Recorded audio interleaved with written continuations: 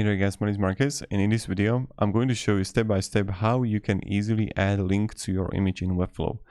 We're going to use a trick because if you're going to use just a standard that like, okay, I'm going to add an image and then I would go to settings and you should see it here, right?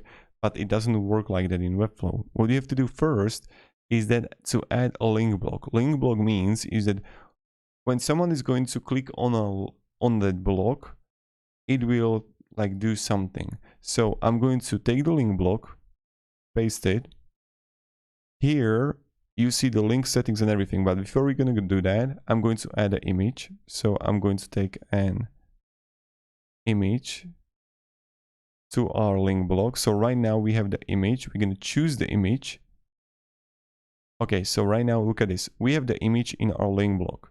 So now when we go to click here on the image, and then you can choose like what do you want to edit. So we want to go to link block, and here you can add a site. So I'm going to add a URL here, and I can have like choose a page or page section or email or phone. So I'll just add the URL here.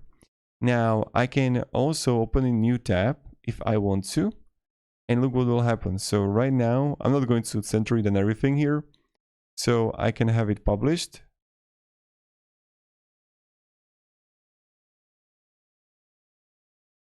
Or let's say preview it. Look at this, youtube.com.